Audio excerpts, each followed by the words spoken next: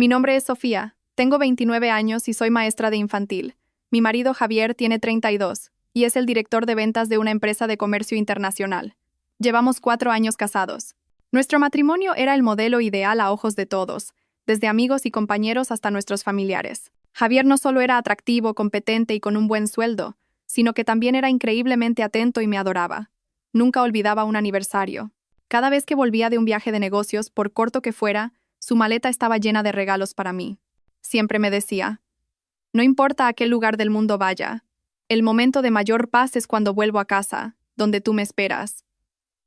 Y yo, inocentemente, le creía de forma absoluta, hasta que llegó el día fatídico. Era nuestro 4º aniversario de boda.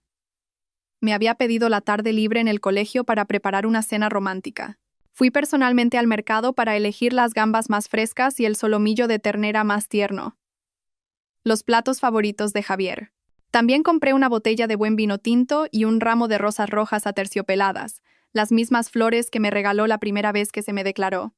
La pequeña cocina se llenó del aroma de la comida, y mi corazón rebosaba de felicidad. Mientras recordaba los dulces momentos que me había regalado en los últimos 4 años, me sentía la mujer más afortunada del mundo. A mi lado, ayudándome con entusiasmo, estaba Lucía, una joven de apenas 20 años a la que yo quería como a una hermana. Lucía era la hija de la mejor amiga de mi difunta suegra. Había perdido a sus padres siendo una niña, y desde los 15 años mi suegra la había acogido y criado como a una hija. Desde el día que llegué a esta casa, quise a Lucía como si fuera mi propia hermana pequeña. Le compraba ropa, le ayudaba con los estudios y compartía con ella todas mis alegrías y tristezas. Era una chica dulce, educada y siempre se dirigía a mí con un cariñoso Sofía. A menudo me decía con su voz melódica, ojalá algún día encuentre a un marido tan maravilloso como Javier. Cada vez que la oía, yo solo sonreía y le acariciaba el pelo, sin la menor sospecha. Hacia las 6 de la tarde, cuando todo estaba listo, llamé a Javier con voz emocionada. Cariño, ya puedes venir.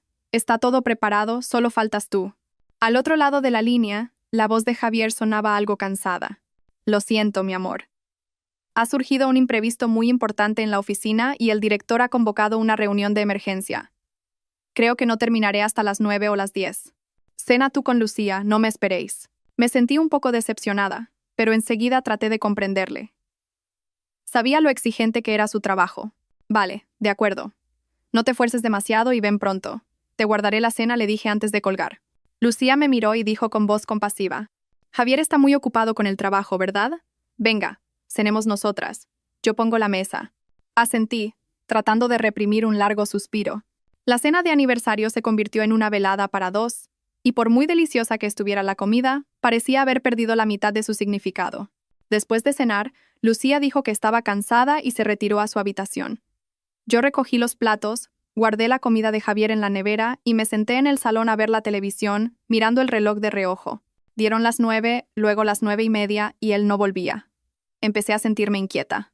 Justo cuando cogía el móvil para llamarle, vi que tenía un mensaje de un número desconocido. ¿Quieres saber en qué reunión está tu marido? Ve al karaoke Diamante en el barrio de Salamanca y compruébalo tú misma. Al leer el mensaje, sentí que el corazón me daba un vuelco. Pensé que sería la broma de mal gusto de alguien. Javier no era de ir a esos sitios. Sin embargo, una vaga inquietud comenzó a crecer en el fondo de mi mente. Traté de desechar la idea, diciéndome que debía confiar en mi marido. Pero 5 minutos después, llegó otro mensaje del mismo número. Esta vez, era una foto. Aunque estaba tomada desde lejos y un poco borrosa, reconocí la espalda de Javier. Estaba entrando en el karaoke, rodeando con el brazo los hombros de una mujer joven. Sentí como si alguien me estrujara el corazón. Amplié la imagen, pero el rostro de la mujer no se veía con claridad. La sangre me subió a la cabeza. Dejé de pensar. Me puse un abrigo a toda prisa. Salí corriendo de casa, paré un taxi y le di la dirección del mensaje. Durante todo el trayecto, mi mente era un caos.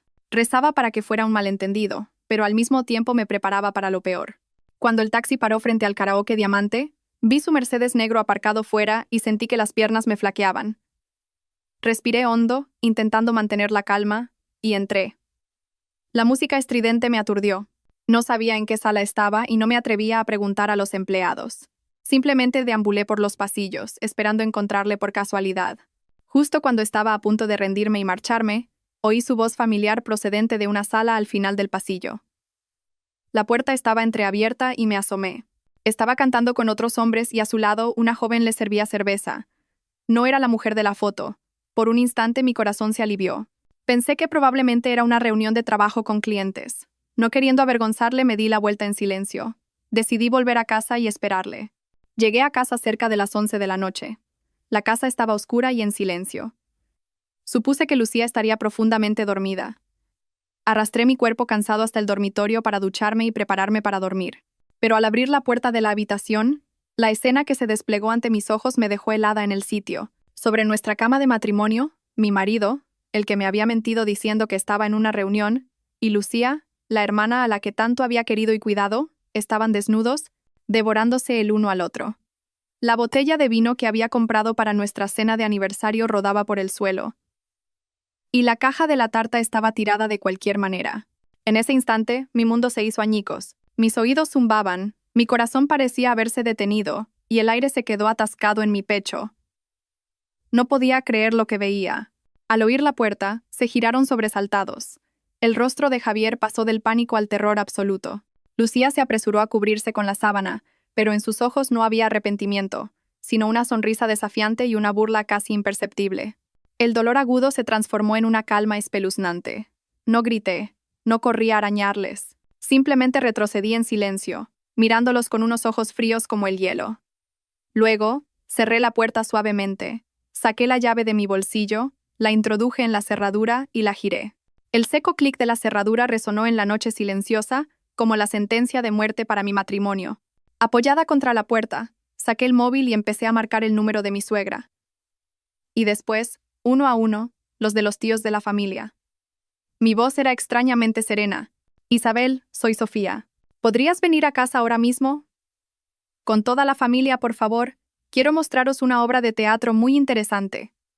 Me gustaría que la disfrutarais todos juntos. ¿Hacia dónde se dirigía esta historia? Cuando la puerta del dormitorio se abriera y la verdad saliera a la luz, ¿cómo se enfrentarían a la realidad? ¿Y se escondería una conspiración aún más terrible detrás de esta descarada traición?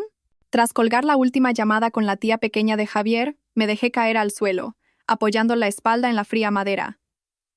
Desde dentro, oía los golpes desesperados de Javier en la puerta y su voz aterrada. «Sofía, ¿qué estás haciendo? Abre la puerta, Sofía». A sus gritos se unía el llanto lastimero de Lucía. «Sofía, por favor, lo siento, he sido yo. No hagas esto, por favor, abre la puerta». Al oírles, una sonrisa más amarga que la hiel se dibujó en mi rostro. ¿Pedirme perdón? ¿Acaso pensaron en mí mientras cometían su acto despreciable en mi propia cama? ¿Pensó Javier en mis sentimientos cuando me mintió sobre una reunión para poder estar en los brazos de una chica que podría ser su sobrina? No respondí. Dejé que gritaran y suplicaran en su desesperación. Quería que sintieran lo que era estar atrapados en su propia suciedad, que saborearan el pánico justo antes de que su pecado fuera expuesto ante toda la familia. Sentada en la oscuridad del pasillo, recordé los últimos años. Javier y yo nos conocimos en la fiesta de cumpleaños de un amigo común. Desde el primer momento, me sentí atraída por su aspecto elegante y su forma de hablar, inteligente y cálida. A él le pasó lo mismo. Dijo que le había impresionado mi sonrisa amable y mi dulzura. Nos enamoramos rápidamente, y nuestro noviazgo fue como un cuento de hadas. Siempre sabía cómo sorprenderme y me hacía sentir segura y protegida. Cuando me llevó a conocer a su madre, Isabel, le caí muy bien. Me cogió la mano y me dijo: «Se ve que eres una chica buena y sensata. Nuestro Javier tiene mucha suerte de haberte encontrado». Sus palabras me emocionaron profundamente, y creí que había encontrado al hombre y a la familia adecuados. Nuestra boda se celebró con la bendición de todos. Lloré el día de mi boda, no de tristeza, sino de pura felicidad. Me prometí a mí misma ser una buena esposa y una nuera devota, y así lo hice. Durante 4 años, cuidé este pequeño hogar con todo mi amor. Me ocupaba meticulosamente de cada comida y cada detalle para Javier. A mi suegra la traté mejor que a mi propia madre. Isabel sufría de un dolor de espalda crónico, y cada vez que el tiempo empeoraba, yo misma le daba masajes y le aplicaba ungüentos especiales. Recordaba todos sus gustos y costumbres. Como le encantaban las lentejas, aprendí a cocinarlas a la perfección, y como disfrutaba de la copla, le descargué docenas de canciones en el móvil. Creía sinceramente que si trataba a los demás con el corazón, recibiría lo mismo a cambio. Lucía se unió a nuestra familia aproximadamente un año después de casarnos. Su madre, la mejor amiga de Isabel, murió en un accidente de tráfico, dejándola sola. Isabel, diciendo que no podía dejar que la hija de su amiga sufriera, la trajo a vivir con nosotros. Admiré aún más a mi suegra por su acto de bondad, y sentí una profunda compasión por Lucía. La primera vez que la vi, era una niña delgada y morena, con una mirada siempre asustada. La acogí con los brazos abiertos. La traté como a la hermana que nunca tuve. Nunca le dejé llevar ropa usada, siempre la llevaba a comprar ropa nueva. Cuando vi que sus notas bajaban, le dedicaba tiempo cada noche para ayudarla con los deberes. Descubrí que tenía talento para el dibujo y la apunté a clases de arte. Mis sentimientos hacia ella eran completamente sinceros. Poco a poco, Lucía se volvió más guapa y extrovertida. Creció, su piel se aclaró y su rostro adquirió una belleza fresca. Nos quería mucho a Javier y a mí. A Javier le llamaba por su nombre con un cariño especial, y él también la trataba como a una hermana pequeña, dándole dinero y comprándole regalos. Cuando veíamos la tele en el salón, Lucía se acurrucaba a mi lado o se sentaba junto a Javier charlando sobre sus cosas del instituto. Yo contemplaba la escena con ternura, sin sospechar ni por un segundo de su relación. Confiaba ciegamente en mi marido y en la pureza de la niña a la que quería con todo mi corazón. Pero ahora, sentada en el frío suelo, todos esos cálidos recuerdos se transformaban en imágenes repugnantes y aterradoras. Recordé las veces que Lucía llevaba deliberadamente vestidos cortos, mostrando sus largas piernas delante de Javier. Recordé los momentos en que accidentalmente rozaba su cuerpo. Recordé las miradas furtivas que intercambiaban cuando pensaban que no les veía. Recordé que cada vez que Javier volvía de un viaje, junto con mi regalo, siempre había otro, caro, para Lucía. En aquel entonces solo pensé que era un hombre atento que cuidaba de su hermana. Pero ahora me daba cuenta de que era un favoritismo descarado. Había sido una completa estúpida. Durante 3 años, había criado a una víbora en mi propia casa sin darme cuenta. Les había preparado el terreno para que mi marido y esa chica pudieran jugar a sus anchas delante de mis narices. El dolor y la rabia ardían en mi pecho, dejándome sin aliento. Unos 20 minutos después, oí el ruido de coches y motos fuera, seguido de un insistente timbre.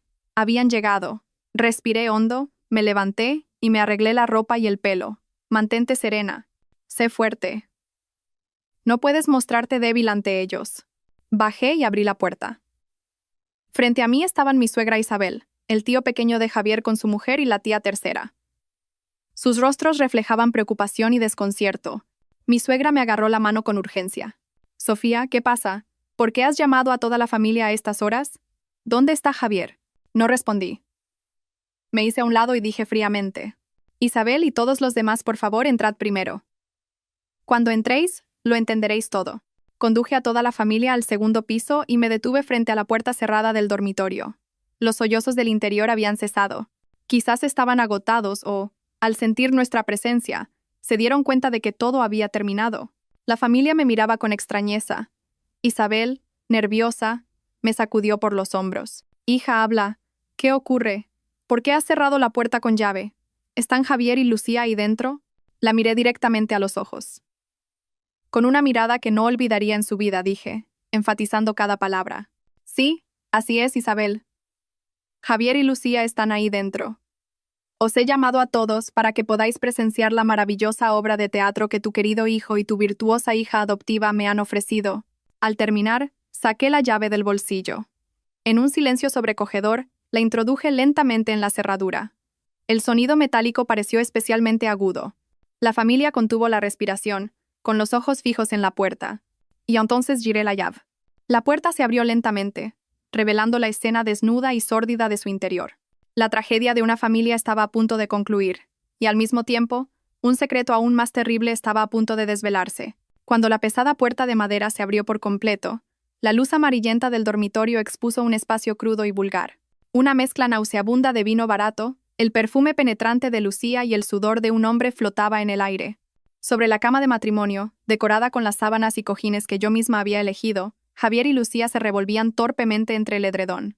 Javier, con la espalda cubierta de sudor, se ponía los pantalones a toda prisa, mientras Lucía, cubriéndose a duras penas con una fina sábana, mostraba su largo pelo revuelto y un rostro pálido como la cera.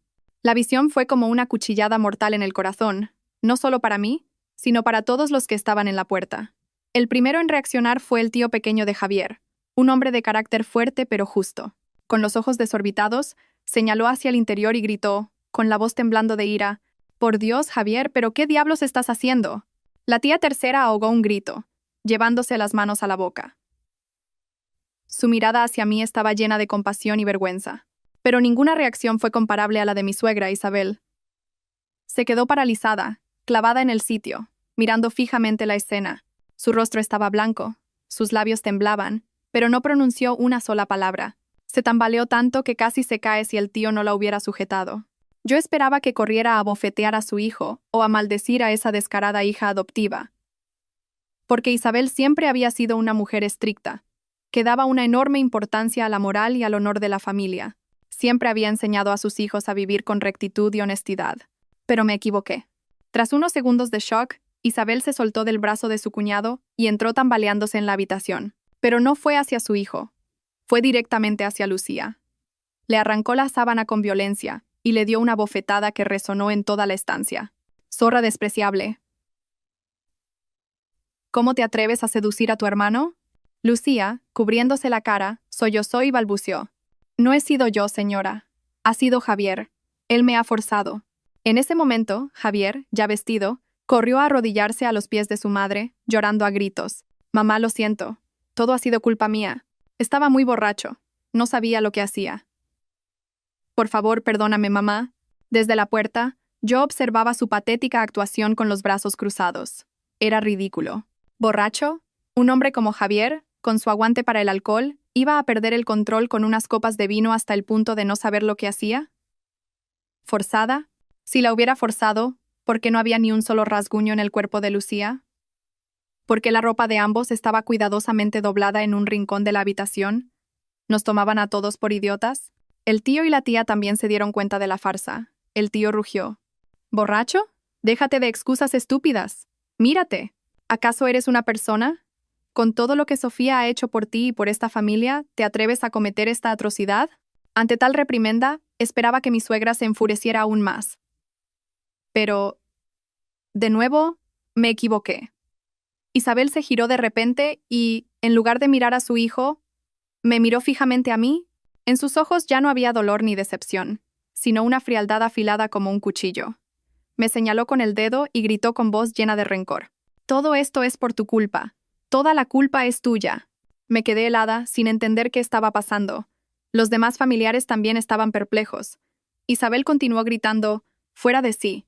«Llevas 4 años en esta casa y no has sido capaz de dar a luz a un niño. No has podido darnos un nieto que continúe el linaje. Una mujer que no puede tener hijos, ¿cómo pretende retener a su marido? Como tú no puedes dárselo, es normal que lo busque fuera. ¿A quién vas a culpar?» Sus palabras fueron como un jarro de agua helada en pleno invierno. Me quedé sin habla, con los oídos zumbando. No podía creer que esas palabras salieran de la boca de la suegra a la que tanto había respetado y querido.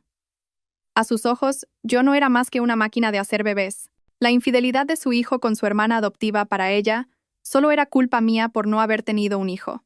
Al dolor de la traición se sumó el de la humillación y el desprecio. Las lágrimas comenzaron a brotar, no de debilidad, sino de pura rabia. El tío no pudo soportarlo más y gritó. «Cuñada, ¿pero qué estás diciendo? ¿Has perdido el juicio? ¿Cómo puedes decirle algo tan cruel a Sofía?» Isabel ignoró a su cuñado y se acercó a mí. Su mirada parecía querer devorarme viva. ¿He dicho alguna mentira? ¿O es que estás sorda? Mira a Lucía, tan joven y fresca. ¿Y tú qué eres? No eres más que una gallina clueca que no pone huevos. Tras decir esto, se volvió hacia su hijo. Lo levantó y con una voz extrañamente suave, dijo: «Javier, levanta. Que un hombre tenga una amante no es nada nuevo. Si has cometido un error, lo corriges y ya está. Mamá no te va a culpar». Luego, se giró hacia Lucía, y en su mirada ya no había ira, sino un cálculo incomprensible. «Tú también levántate y vístete. Ya que las cosas han llegado a este punto, habrá que buscar una solución». Los familiares estaban atónitos ante el cambio de 180 grados de Isabel. Nadie podía entender cómo podía perdonar un pecado tan atroz con tanta naturalidad. Incluso Javier y Lucía parecían confundidos. Pero en ese momento, sentí que algo no cuadraba. Ese perdón era demasiado irracional. La reacción de Isabel no era la de una madre enfadada por el error de su hijo, sino la de alguien que intentaba desesperadamente ocultar algo mucho más grande, un secreto mucho más terrible. ¿Por qué insistía tanto en que yo no podía tener hijos? ¿Por qué aceptaba tan fácilmente esta relación ilícita? ¿Por qué miraba a Lucía con esa mirada calculadora? 1000 preguntas cruzaron mi mente. Me sequé las lágrimas, levanté la cabeza y miré fijamente a las 3 personas que representaban su torpe teatro frente a mí. Y con una voz fría como el hielo, dije: muy bien. Si eso es lo que piensa, no tengo nada más que decir. No viviré más en esta casa. Ya no necesito a este marido. Divorciémonos. Cuando me di la vuelta para irme, Isabel me detuvo. Me agarró el brazo con fuerza y dijo con voz amenazante: ¿crees que puedes irte así como así? Ni se te ocurra pensar en cruzar esa puerta hasta que no le hayas dado un heredero a esta familia. Esas palabras, junto con su extraña mirada, me hicieron darme cuenta. El problema no era simplemente que yo no tuviera hijos. Detrás de todo esto, había una conspiración, y tomé una decisión. No me iría a ninguna parte.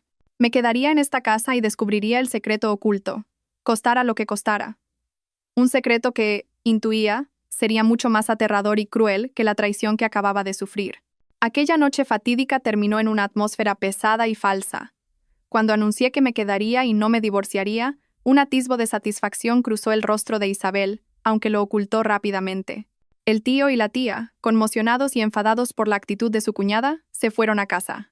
Antes de irse, el tío me susurró con una mirada de pena: si necesitas algo, llámame. Asentí, agradecida. Un pequeño calor nació en mi corazón al saber que, incluso en esta casa podrida, había alguien que aún distinguía el bien del mal. Después, Isabel envió a Javier y a Lucía a sus respectivas habitaciones y me llevó al salón para hablar. El lujoso salón, decorado con caros muebles y sofás, ahora me parecía frío y ajeno. Me sirvió un vaso de agua y, aunque su voz intentaba ser calmada, no podía ocultar su falsedad. Sofía, sé que estás conmocionada y muy enfadada, pero escúchame. Lo que ha pasado, pasado está. Armar un escándalo no solucionará nada. Solo nos convertirá en el hazmerreír del vecindario. Para una mujer, no solo es importante casarse con un buen hombre, sino también tener la sabiduría de ser paciente, por el bien de la familia. Permanecí en silencio, simplemente mirándola fijamente. ¿A qué se refería con el bien de la familia? ¿Al honor de la casa? ¿O a algún interés que yo aún desconocía? Al ver mi silencio, pensó que estaba cediendo y continuó: lo de Javier fue solo un error momentáneo. Me encargaré de que termine su relación con Lucía de forma definitiva. Tú actúa como si no hubiera pasado nada. Ahora, lo más importante para ti es darnos un nieto pronto. Si das a luz al primogénito, tu posición en esta casa será inquebrantable. Te lo prometo. De nuevo, sacó el tema del niño. Cada vez estaba más convencida de que el niño era la clave de todo el problema. Pero, ¿por qué tenía que ser yo? ¿Y por qué el primogénito? Comencé a reconstruir en mi mente eventos pasados, pequeños detalles a los que no había prestado atención. Recordé que, hacía un año, mientras limpiaba el despacho de mi suegro, fallecido 5 años atrás, encontré por casualidad un viejo archivador en un cajón cerrado con llave. En ese momento, Javier entró, y al verme con el archivador, su rostro cambió de color y me lo arrebató rápidamente. Me dijo que eran documentos importantes de la empresa de su padre y que no debía mirarlos. En su momento no le di importancia, pero ahora, en retrospectiva, su actitud fue muy extraña. También recordé que, en las reuniones familiares, Isabel siempre hablaba con orgullo de las miles de hectáreas de tierras familiares heredadas de sus antepasados en el pueblo. Decía que eran tierras sagradas, que solo se podían legar al primogénito varón de la familia y que nunca debían pasar a manos extrañas. Javier era hijo único, así que el primogénito que ella tanto anhelaba era para heredar esa fortuna, pero si solo era por la herencia, ¿por qué perdonaba e incluso parecía consentir tácitamente la relación entre Javier y Lucía? Era ilógico, a menos que Lucía tuviera algún papel en ese plan. Empecé a pensar en la identidad de Lucía.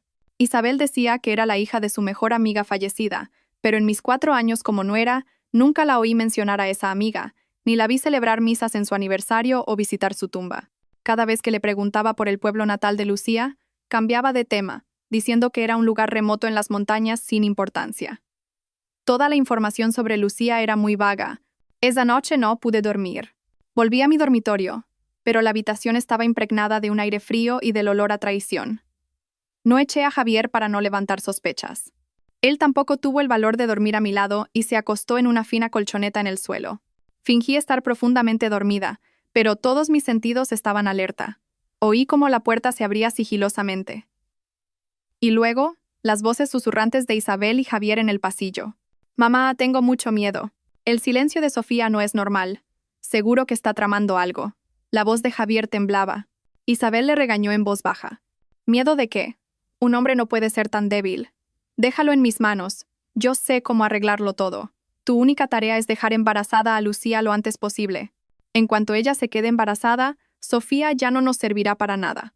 Al oír esas palabras, sentí que el corazón se me paraba. Mis sospechas eran ciertas. Necesitaban un niño, pero no mi hijo, sino un hijo de Javier y Lucía. ¿Por qué? ¿Por qué tenía que ser el hijo de Lucía? ¿Acaso yo era estéril? En los últimos 4 años no habíamos tenido hijos porque ambos estábamos ocupados con el trabajo y no lo habíamos intentado en serio. El médico me había dicho que mi capacidad reproductiva era completamente normal. Entonces, ¿cuál era la razón? Seguí escujando. Pero, ¿por qué tiene que ser Lucía, mamá? Sofía y yo también podemos intentarlo y tener un hijo, preguntó Javier. Isabel guardó silencio un momento, y luego, con una voz sigilosa y cruel que nunca antes le había oído, susurró. No necesitas saber más. Solo tienes que saber que ese niño debe llevar la sangre de Lucía. Solo así podremos conseguirlo todo. ¿Entendido? La conversación terminó y los pasos se alejaron. Yo permanecía en la cama, pero sentía que mi cuerpo se congelaba a pesar de ser verano. La sangre de Lucía. Esas palabras resonaban en mi cabeza. El secreto estaba ahí. ¿Quién era realmente Lucía? ¿Qué tenía de especial su sangre para que fuera tan importante? Me di cuenta de que había caído en una trampa muy elaborada. Me mantendrían en casa para guardar las apariencias, mientras hacían todo lo posible para que Javier y Lucía tuvieran un hijo. En el momento en que Lucía se quedara embarazada, me echarían de casa o, peor aún, podrían hacerme daño para silenciarme. El pensamiento me hizo temblar. No podía quedarme de brazos cruzados esperando mi final. Tenía que actuar. Tenía que descubrir la verdad y arrancarles la máscara. Mi plan comenzaría en el despacho de mi suegro, el lugar donde se guardaba aquel misterioso archivador. Y para ello sabía que tenía que fingir ser sumisa y resignada para que bajaran la guardia. Mi propia guerra silenciosa había comenzado oficialmente. Los días siguientes empecé una actuación que me repugnaba a mí misma. Asumí el papel de la esposa absurdamente magnánima. Seguía levantándome temprano para preparar el desayuno para toda la familia, incluidos Javier y Lucía. Planchaba los trajes de Javier y, en público, fingía preocuparme por los dolores de espalda de mi suegra. Parecía que había aceptado la realidad y, siguiendo el consejo de Isabel, estaba soportando el dolor por el bien de la familia. Mi actitud pareció relajar a Javier. Aunque seguía incómodo, empezó a hablarme de nuevo, ofreciéndome vacías disculpas sobre su error y promesas de que lo haría mejor. Yo simplemente asentía en silencio, sintiendo un desprecio infinito.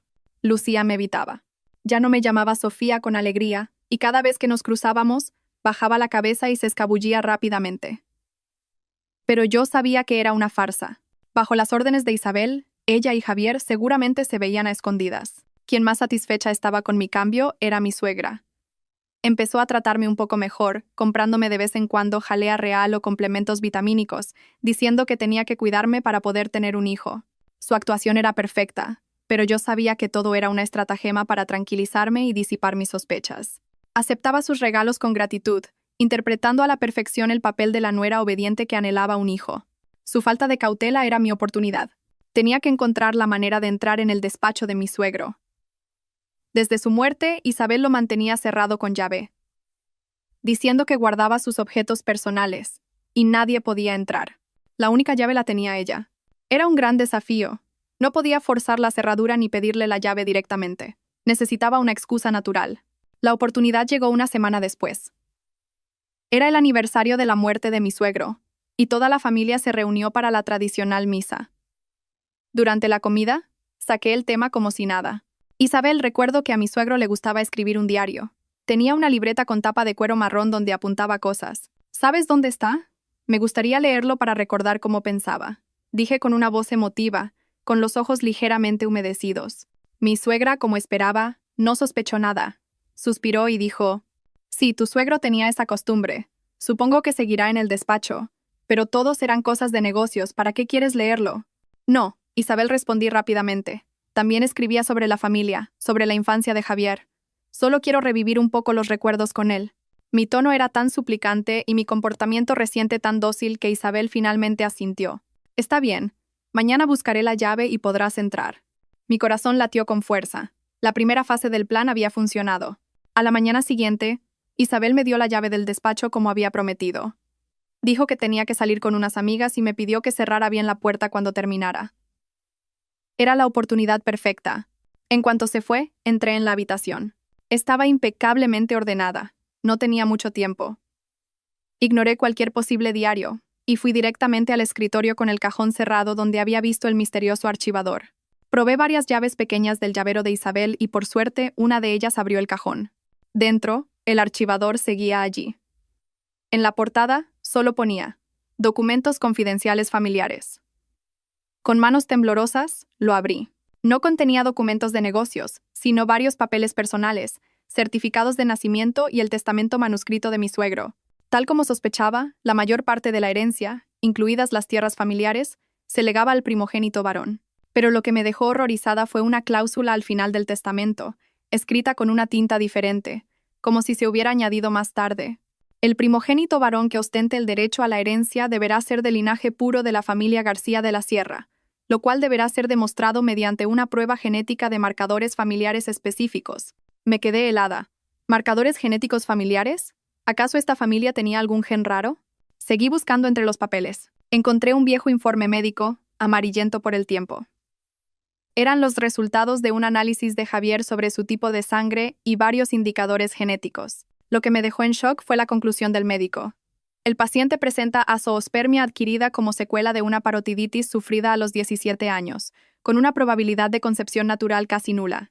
Caí al suelo. ¿Javier era estéril? Era estéril.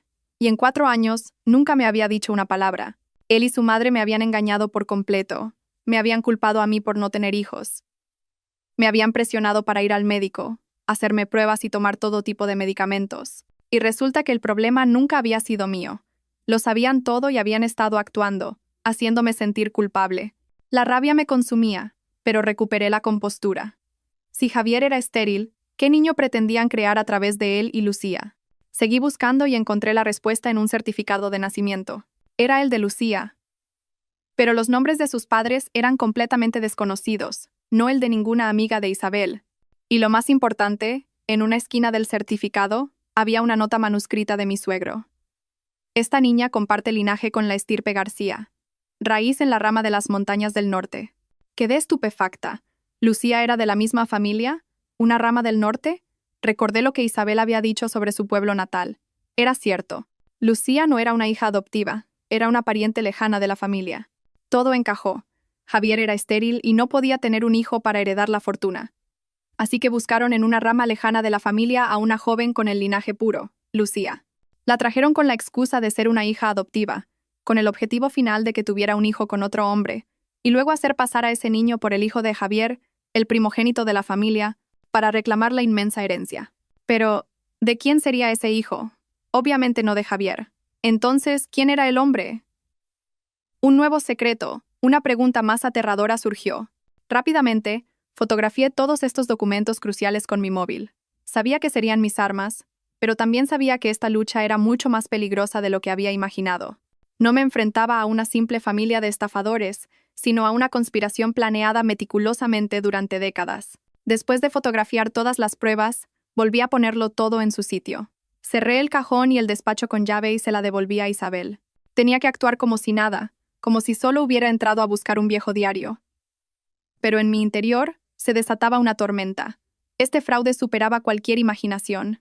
No solo me habían engañado con el tema del niño, habían convertido toda mi vida, todo mi matrimonio, en parte de su sucio plan. Yo era la víctima, pero también la pantalla perfecta para ocultar su conspiración. Sentí una náusea profunda. El hombre que había amado, la suegra que había respetado, y la hermana que había cuidado con todo mi corazón, eran todos monstruos. Sabía que no podía actuar precipitadamente. Si se daban cuenta de que conocía la verdad, mi vida podría estar en peligro. Una familia capaz de planear algo tan cruel y elaborado durante años no dudaría en eliminar cualquier obstáculo. Tenía que proceder con extrema cautela, paso a paso. Lo primero que debía hacer era encontrar al misterioso hombre, el futuro padre biológico. Comencé a observar cada movimiento de Isabel y Lucía con más atención. Todos los miércoles y sábados por la tarde, Isabel salía con la excusa de ir a una reunión con amigas, pero siempre se arreglaba de forma llamativa, maquillándose cuidadosamente, algo inusual en ella. Esos mismos días, Lucía me pedía permiso para ir a sus clases o salir con amigos, pero su mirada siempre era esquiva y nerviosa. Decidí seguirlas. Ese miércoles por la tarde, en cuanto Isabel salió de casa, yo también salí con la excusa de ir al supermercado y cogí un taxi para seguir su coche.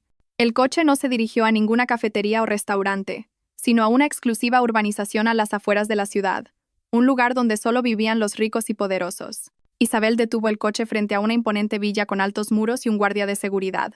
Tocó el timbre y la puerta se abrió lentamente. No pude entrar, así que me quedé observando desde lejos, dentro del taxi. Unos 15 minutos después, otro taxi llegó y se detuvo no muy lejos. La persona que bajó era Lucía. Ella también entró rápidamente en la villa. El corazón me latía con fuerza. Tenía razón. Las dos se habían citado aquí. Este debía ser el hogar del misterioso hombre. ¿Pero quién era él?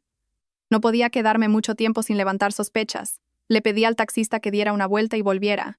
Durante la siguiente hora, nadie más entró ni salió. Sabía que esperando no obtendría más información. Necesitaba otro enfoque. Decidí no seguirlas más. Era demasiado arriesgado. Atacaría su eslabón más débil, Lucía. A fin de cuentas, seguía siendo una chica joven. Aunque Isabel le hubiera inculcado ideas tóxicas, creía que en el fondo de su corazón aún existían el miedo y la vulnerabilidad de su edad. Y yo iba a usar eso. Comencé a cambiar mi actitud hacia Lucía. Dejé de tratarla con frialdad y volví a ser amable, como antes. Le compré un vestido nuevo que le gustaba y cociné su comida favorita. Fingí que la había perdonado por completo y que la aceptaba como la futura amante de Javier. Al principio, Lucía estaba muy recelosa y me evitaba, pero como yo era genuinamente amable y no hacía nada extraño, poco a poco bajó la guardia. Una noche, cuando estábamos solas en casa, la llamé a mi habitación para hablar. Le serví un vaso de leche caliente y le dije con voz suave: Lucía, sé que has estado bajo mucha presión. He pensado mucho y creo que quizás no es solo culpa tuya y de Javier. Quizás yo también tengo parte de culpa. Que no pueda tener hijos es un gran defecto. Mentí a propósito para ver su reacción. Y como esperaba, al culparme a mí misma, un atisbo de culpa apareció en sus ojos. Continué con una voz llena de compasión. Sé que haces todo esto porque Isabel te lo ha pedido, por el bien de la familia. Pero, ¿has pensado en tu futuro? El niño que nazca no será de Javier, y tendrás que vivir una mentira toda tu vida. ¿De verdad quieres vivir así? Lucía bajó la cabeza, entrelazando las manos. Vi cómo sus hombros temblaban ligeramente. Sabía que había tocado su punto débil. Le puse una mano en el hombro y la consolé. No te digo esto para culparte. Lo hago porque te considero mi hermana. No quiero que tomes un camino equivocado y te arrepientas después. Ese hombre, el hombre con el que te estás viendo, ¿de verdad te quiere? ¿O solo te ve como un instrumento para tener un hijo? Ante esas palabras, Lucía rompió a llorar. Las lágrimas de rabia y miedo, contenidas durante tanto tiempo, finalmente estallaron. Entre sollozos, me dijo con voz entrecortada: Tengo miedo, Sofía. Yo tampoco quiero. Pero la señora Isabel dijo que si no hacía lo que me ordenaba, no me dejaría en paz. Ese hombre es muy mayor y me da mucho miedo. El corazón se me encogió. ¿Un hombre mayor? Un plan tan cruel como para obligar a un adolescente a acostarse con un hombre que podría ser su padre. Abracé a Lucía y le acaricié la espalda. Tranquila, estoy aquí. Dime quién es. Confía en mí. Te ayudaré a salir de este infierno. Con mi consuelo y mi promesa, Lucía finalmente me confesó la verdad. El hombre era Arturo Vargas, un poderoso empresario y antiguo socio de mi suegro. Era rico y poderoso, pero con una vida personal muy turbia. Y lo más terrible, era un pariente lejano de mi suegro y, por lo tanto, también portador de los marcadores genéticos familiares. La última pieza del rompecabezas encajó. El plan de Isabel era utilizar a un pariente de la misma sangre para crear un heredero de linaje puro, engañar a todos y apoderarse de la herencia. Tenía la información que necesitaba, pero sabía que la palabra de Lucía no sería suficiente como prueba legal. Necesitaba algo más concluyente. Pruebas de la relación entre Lucía y el señor Vargas. Y entonces, ideé un plan muy audaz. No solo arrastraría a la familia de mi marido al abismo, sino también a ese hombre poderoso. Le dije a Lucía: la próxima vez que vayas a verle, haz exactamente lo que yo te diga. La trampa perfecta estaba preparada. Y sabía que, en cuanto un solo pez picara el anzuelo, toda la red criminal sería levantada. Sabía que hacer de Lucía mi aliada era una apuesta arriesgada. El miedo podría hacer que me traicionara en cualquier momento. Pero no tenía otra opción. Le expliqué que si continuaba por ese camino, su vida quedaría destrozada. Sería utilizada como una simple incubadora y desechada sin piedad una vez cumplida su misión. Sin embargo, si me ayudaba, le prometí abrirle un camino para escapar de las garras de Isabel y Arturo Vargas y empezar una nueva vida. El miedo, junto con un rayo de esperanza, hizo que Lucía aceptara colaborar. Mi plan era simple, pero requería una precisión absoluta. Le di a Lucía un botón con una microcámara oculta y una grabadora de audio. La próxima vez que te veas con Vargas, coloca este botón discretamente en un lugar visible de su dormitorio, como en una cortina o en el bolsillo de una chaqueta, y mantén esta grabadora siempre encendida en tu bolsillo, le instruí. No tienes que hacer nada más, solo actuar como siempre. Yo solo necesito el video y el audio como prueba. En cuanto lo consiga, te sacaré de aquí. Lucía asintió, temblando. En su rostro, junto al miedo, había una pizca de determinación. El día señalado llegó. Era sábado por la tarde. Isabel volvió a salir con la excusa de ir a misa, pero yo sabía que iba al lugar de la cita para prepararlo todo. Lucía también se puso un vestido nuevo, se maquilló ligeramente y salió de casa. Mi corazón latía desbocado. Esperé en casa, con el alma en vilo. Cada segundo se sentía como una eternidad. Si el plan salía mal y descubrían a Lucía, las consecuencias serían inimaginables. Ya había preparado una pequeña bolsa con mis ahorros, algo de ropa y nuestros documentos de identidad. Si el plan funcionaba, nos iríamos de la ciudad esa misma noche. También había contactado con el tío Miguel, contándole parte de la verdad. Omití la infertilidad de Javier para no causarle un shock que le hiciera actuar precipitadamente, y solo le dije que Isabel estaba obligando a Lucía a hacer algo terrible y que necesitaba su ayuda para escapar con ella. El tío no hizo muchas preguntas, solo me dijo que le llamara cuando lo necesitara. Unas 2 horas después, Lucía regresó. Su rostro estaba pálido, sin una gota de sangre, y caminaba como un autómata. Corrí a ayudarla, la llevé a su habitación y cerré la puerta con llave. ¿Cómo ha ido? ¿Ha pasado algo? Lucía, sin decir palabra, me entregó el botón y la grabadora con manos temblorosas. Luego se desplomó en el suelo y rompió a llorar desconsoladamente. La abracé, consolándola. Tranquila. Ya ha pasado todo. Lo has hecho muy bien. Esperé a que se calmara un poco y le pregunté qué había ocurrido. Me contó que hoy Arturo Vargas parecía más apurado de lo normal y que Isabel también estaba allí. Les metió prisa para obtener resultados pronto y obligó a Lucía a beber algo que llamó una infusión para la fertilidad delante de ellos. Al oír eso, me quedé helada. ¿Podían ser tan crueles e inhumanos? Inmediatamente, conecté la cámara y la grabadora al ordenador. Cuando apareció el primer vídeo, sentí que el corazón se me salía del pecho. Lucía había colocado hábilmente la cámara en el borde de la pantalla de una lámpara junto a la cama, captando un ángulo que mostraba casi toda la habitación y la gran cama. El vídeo grabó la sórdida escena entre Lucía y Vargas, con claras evidencias de coacción. Lucía yacía inmóvil como un tronco, mientras Vargas actuaba con brutalidad.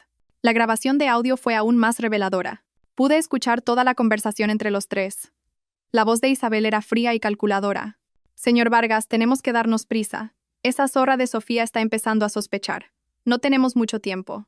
En cuanto Lucía se quede embarazada, diremos que hemos adoptado al hijo de un pariente lejano en apuros. Cuando el niño crezca un poco, anunciaremos que es el hijo biológico de Javier, y por tanto, el heredero de la familia. Entonces, el testamento entrará en vigor y la herencia será nuestra. No se preocupe, ni usted ni el niño serán olvidados». La voz de Vargas era arrogante y lasciva. «No se preocupe, cuando yo me pongo soy infalible, pero cuando todo esto termine, esas tierras junto a la carretera nacional serán mías». Isabel se rió. «Por supuesto. A partir de ahora somos familia, ¿no?» Todo estaba terriblemente claro.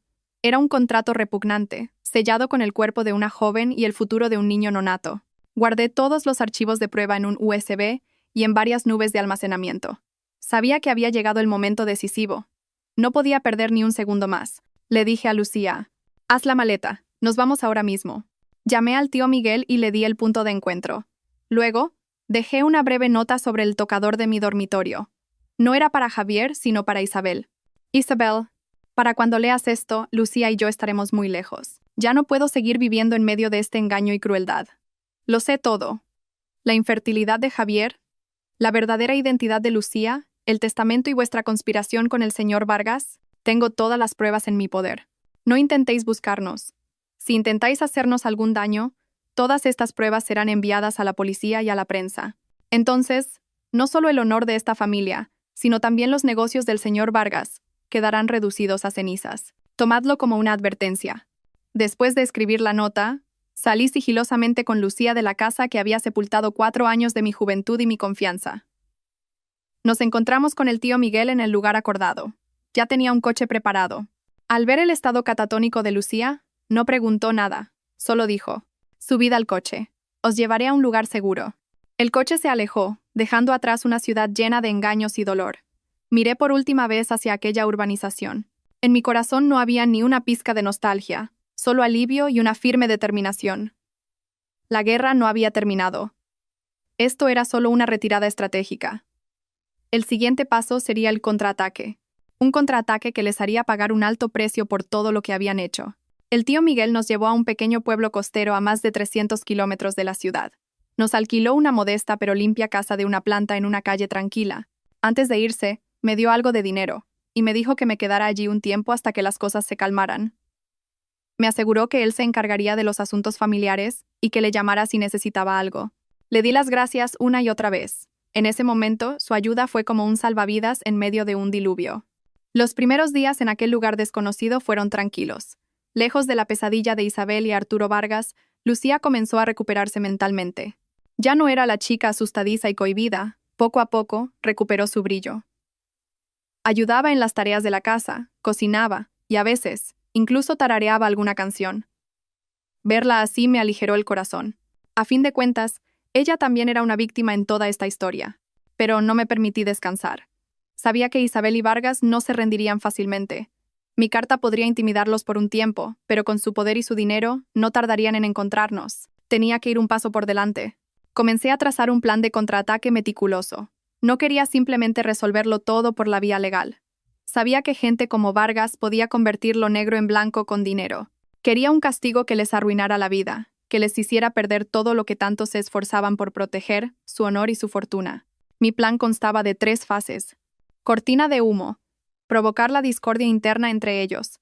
Tormenta mediática. Filtrar pruebas selectivas para desatar el caos en la prensa. Golpe de gracia legal. Dar el golpe final a través de la justicia. Empecé con la primera fase. Usando un teléfono de prepago, envié un mensaje anónimo a la esposa de Arturo Vargas, una mujer conocida por su arrogancia y sus celos. El mensaje era simple. Señora, ¿sabe que su marido planea tener un hijo con una chica que podría ser su hija para usarla como vientre de alquiler? Pregúntele por su relación con la familia de Isabel García y una chica llamada Lucía. Estaba segura de que este mensaje prendería la mecha en un polvorín. Al mismo tiempo, envié otro mensaje a Javier. ¿Sabes que tu madre y Arturo Vargas te están engañando? El hijo que tenga Lucía será el único heredero. Tú, siendo estéril, no eres más que una marioneta. Ten cuidado de que tu propia madre no te deseche cuando ya no le sirvas. Sabía que Javier era débil y fácil de influenciar, y este mensaje sembraría la semilla de la duda y la confusión en su mente. Como esperaba, 2 días después, recibí una llamada preocupada del tío Miguel. Sofía, la casa es un caos. La mujer de Vargas se presentó aquí gritando e insultando. Decía que mi cuñada se había aliado con su marido para engañarla. Javier lleva días como un alma en pena. Tuvo una gran pelea con Isabel y ella acabó ingresada en el hospital por el disgusto. Al oír sus palabras, sonreí con frialdad. Era exactamente lo que quería. Con el caos interno, no tendrían tiempo para ocuparse de mí. Tras sembrar la confusión, pasé a la segunda fase. Creé una cuenta de correo electrónico anónima y envié a varios periodistas de investigación que conocía parte del vídeo comprometedor, con la cara de Lucía pixelada, y el archivo de audio de la conversación entre Isabel y Vargas. No revelé identidades concretas. Solo di pistas vagas sobre un magnate inmobiliario y una conspiración para usurpar una herencia mediante un vientre de alquiler. Sabía que los periodistas eran lo suficientemente astutos como para tirar del hilo con esa pequeña información. Los resultados fueron más rápidos de lo que esperaba. Una semana después, un importante diario digital publicó un artículo con un titular sensacionalista: Escándalo. Un conocido empresario y su supuesto plan de vientre de alquiler con una familiar. ¿Una trama despiadada por la sucesión? Aunque el artículo no daba nombres, todos los detalles coincidían sorprendentemente con la historia de Vargas y mi familia política. La noticia se convirtió en una tormenta viral en las redes sociales, y la opinión pública empezó a exigir que se revelaran las identidades de los implicados. Las acciones de la empresa de Vargas comenzaron a desplomarse. Sabía que el pez había mordido el anzuelo. Ahora sí. Isabel y Vargas empezaron a sentir el verdadero pánico. Ya no tenían tiempo para buscarnos. Tenían que gestionar una crisis mediática. Recibí una llamada de Javier. Al otro lado, su voz estaba llena de desesperación y súplica. Sofía, por favor. Por favor, para allá. Te daré lo que quieras. Dinero, la casa, lo que pidas. Pero por favor, salva a esta familia. Me reí. ¿Salvaros? Cuando vosotros me empujabais al infierno, ¿quién pensó en salvarme a mí? Ahora ya es demasiado tarde. Colgué y bloqueé su número. Creí que era el momento perfecto para dar el golpe de gracia, pero justo cuando me disponía a contactar con un abogado para iniciar los trámites legales, recibí una noticia de Lucía que lo cambió todo. Entró corriendo en la habitación, pálida como un fantasma, con un test de embarazo temblando en su mano. Mostraba dos líneas nítidas. Estaba embarazada. El niño que tanto anhelaban Isabel y Arturo Vargas, el niño que era el centro de toda la conspiración, estaba ahora en el vientre de mi única aliada. La situación se había vuelto exponencialmente más compleja y peligrosa. ¿Sería este niño mi arma definitiva o mi punto débil fatal? Con el test de embarazo de 2 líneas en la mano, mi mente era un torbellino. Todos los planes que había trazado parecían desmoronarse. Ese niño era el fruto de un crimen y una coacción, pero al mismo tiempo era una vida inocente. Vi a Lucía acurrucada en la cama, llorando en silencio. Su joven rostro estaba lleno de miedo, confusión y desesperanza. Sabía que no podía flaquear. Yo era su único apoyo. Me acerqué a ella y rodeé sus hombros temblorosos. No llores. Estoy aquí. Todo se va a solucionar. Esa noche hablamos durante mucho tiempo. Lucía quería abortar. No quería dar a luz a un niño cuyo padre no amaba, un niño fruto del cálculo y la sordidez. Le aterraba el futuro, ser madre soltera y el juicio del mundo. Comprendía todos sus miedos, pero al mirar su vientre, la idea de una pequeña vida creciendo allí me pesaba en el corazón. Le dije, Lucía, la decisión final es tuya, pero piénsalo muy bien. El niño no tiene la culpa. Es tu sangre y tu carne. Si abortas, puede que te arrepientas toda la vida. También le expuse el otro lado de la cuestión. Este niño, legal y genéticamente, es el heredero legítimo de Arturo Vargas y también tiene derecho a la fortuna de la familia García. Esta es nuestra arma más poderosa. Si protegemos a este niño, tendremos la sartén por el mango en cualquier negociación. Podemos usarlo para hacerles pagar, para asegurar tu futuro y el del niño y, lo más importante, para que nos dejen vivir en paz. Tras escuchar mi análisis, Lucía se fue calmando. En silencio, se acarició el vientre. Sabía que necesitaba tiempo. Mientras tanto, la crisis de su familia continuaba. Los artículos seguían apareciendo, escarbando más y más en la vida privada de Vargas y en los turbios negocios de mi familia política.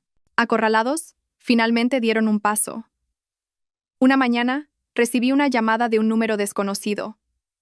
Una voz masculina, fría y profesional, dijo: «Señorita Sofía, soy el representante legal de la señora Isabel García y del señor Arturo Vargas. Mis clientes desean reunirse con usted personalmente para resolver este asunto de forma definitiva».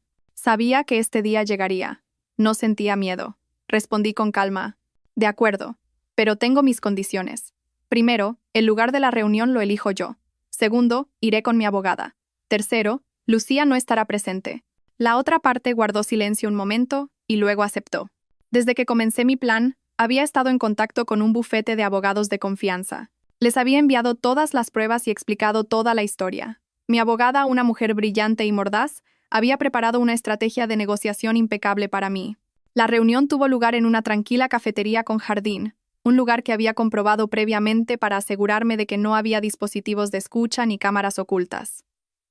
Llegué con mi abogada. Enfrente estaban Isabel y Arturo Vargas. Parecían haber envejecido 10 años. Isabel me miraba con odio, mientras que Vargas intentaba mantener la compostura, aunque sus manos temblaban bajo la mesa. Javier no estaba. Probablemente lo habían excluido para que su debilidad no estropeara las cosas. El abogado de la otra parte fue el primero en hablar. «Nuestros clientes aceptan el divorcio. Le ofrecen una compensación de un piso y 3 millones de euros en efectivo. La condición es que nos entregue todas las pruebas y guarde silencio para siempre». Me reí. ¿3 millones? El precio de mi silencio por un crimen. El precio por recuperar su honor y su inmensa fortuna. ¿Por quién me toman?, mi abogada dijo con voz firme. «Rechazamos esa oferta. Mi clienta no necesita su dinero. Lo que quiere es justicia». Isabel no pudo contenerse. Golpeó la mesa y gritó: ¿Qué es lo que quieres? ¿No estarás contenta hasta que esta familia esté completamente arruinada? La miré directamente a los ojos. Por primera vez, no sentí miedo ni dolor, sino lástima. No quiero que nadie se arruine. Solo quiero recuperar lo que me pertenece y que los que han hecho mal se enfrenten a la justicia. Al ver que no podían resolverlo con dinero, Vargas adoptó un tono amenazante. Señorita Sofía, sería mejor que supiera cuál es su lugar. Podría ser que usted y esa cría desaparecieran de este mundo sin que nadie se enterara. Mi abogada intervino de inmediato. Señor Vargas, le recuerdo que lo que acaba de decir constituye una amenaza de muerte y que todo está siendo grabado. Vargas palideció y no dijo nada más. Fue entonces cuando jugué mi carta de triunfo. Con voz serena, dije, hay algo que probablemente aún no saben. Lucía está embarazada. Mis palabras fueron como una bomba en mitad de la sala.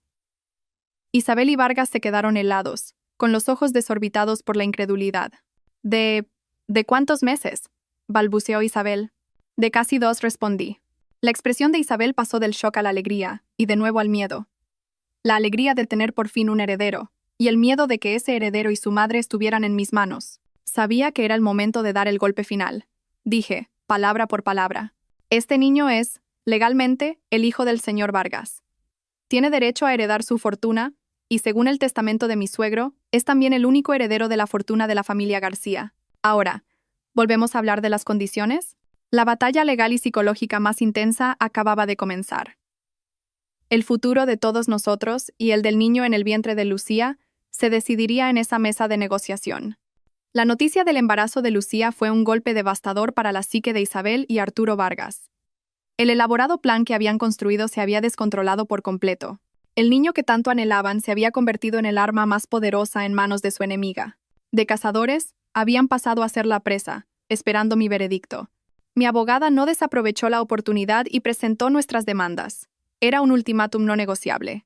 Primero dijo con voz clara y firme, mi clienta, Sofía, acepta el divorcio de Javier. La mitad de todos los bienes gananciales acumulados durante el matrimonio, es decir, el chalet en el que residen, y la mitad de todos los fondos y propiedades a nombre de Javier pasarán a ser propiedad de Sofía. Esto es una compensación por el sufrimiento mental y el engaño que ha soportado durante 4 años. Isabel intentó protestar, pero mi abogada la detuvo con un gesto y continuó. Segundo, y lo más importante, el asunto del niño. Lucía dará a luz al niño. El padre biológico, el señor Arturo Vargas, se hará cargo de todos los gastos de manutención desde el embarazo hasta que el niño cumpla 18 años. La pensión se calculará en base a los ingresos y el patrimonio del señor Vargas, y deberá ser aprobada por un tribunal. Isabel y Vargas se miraron con ojos calculadores. Probablemente pensaron que era algo que podían resolver con dinero. Pero mi abogada no había terminado. Tercero, tras el nacimiento del niño, la señorita Lucía tendrá la custodia y patria potestad exclusiva. El señor Vargas podrá ejercer su derecho de visita según lo estipulado por la ley, pero no podrá, bajo ningún medio, intentar arrebatarle la custodia. En cuanto a la herencia, el niño será el heredero legal del señor Vargas y, al mismo tiempo, como primogénito varón con los marcadores genéticos de la familia García, será el único heredero de todos los bienes estipulados en el testamento. Sin embargo, toda esa fortuna será administrada por un tercero de confianza designado por nosotros, una empresa fiduciaria, hasta que el niño cumpla 21 años. La tutora, Lucía, recibirá una asignación mensual de los ingresos generados por dicho patrimonio para sus gastos, y nadie, incluida la señora Isabel, tendrá derecho a intervenir. Este fue el golpe más letal. El plan de toda la vida de Isabel era apoderarse de esa fortuna. Ahora, como ella deseaba, la herencia iría al primogénito, pero ella no podría tocar ni un solo céntimo. La fortuna sería gestionada por una entidad independiente, y los beneficiarios directos serían Lucía y su hijo, a quienes ella había tratado como meros instrumentos. El rostro de Isabel se tornó lívido. Jadeó, me señaló y gritó con rencor. Eres una víbora malvada. Yo simplemente la miré sin decir nada. Comparado con lo que ella nos había hecho a Lucía y a mí, ¿qué era esta maldad? Finalmente, mi abogada presentó la última condición. Y cuarto, una vez que todos estos acuerdos estén firmados y tengan validez legal, todas las pruebas que poseemos serán selladas en nuestro bufete. Sin embargo, si en el futuro la señorita Sofía o la señorita Lucía y su hijo sufren algún tipo de daño, amenaza o acoso, todas esas pruebas serán entregadas inmediatamente a las autoridades competentes. Y entonces, ustedes dos no solo se enfrentarán a la ruina, sino también a una pena de prisión. Acorralados y sin salida, Isabel y Arturo Vargas finalmente tuvieron que aceptar todas las condiciones. Una semana después, todos los documentos del acuerdo fueron firmados en presencia de los abogados de ambas partes y notariados. Me divorcié oficialmente de Javier y salí de ese matrimonio con la cabeza bien alta. Vendí el chalet, lleno de recuerdos dolorosos, y empecé una nueva vida. Unos meses después, Lucía dio a luz a un niño sano y precioso. Al ver al bebé durmiendo en brazos de su madre, sentí una paz extraña en mi corazón. Lucía y yo decidimos criar al niño juntas. Ya no éramos cuñadas, sino verdaderas hermanas que se apoyaban mutuamente. Con parte del dinero, abrimos una pequeña tienda de ropa infantil. Y el negocio fue bastante bien. Sobre su familia supe noticias a través del tío Miguel. Tras el shock, Isabel se derrumbó por completo. Apenas hablaba y pasaba los días encerrada en su habitación. Arturo Vargas, con el escándalo que, aunque velado, salpicó a la prensa, sufrió un gran golpe en su reputación y sus negocios, y en casa, su mujer le hacía la vida imposible. Javier se había ido de casa y vivía solo. Se rumoreaba que estaba saliendo con otra persona.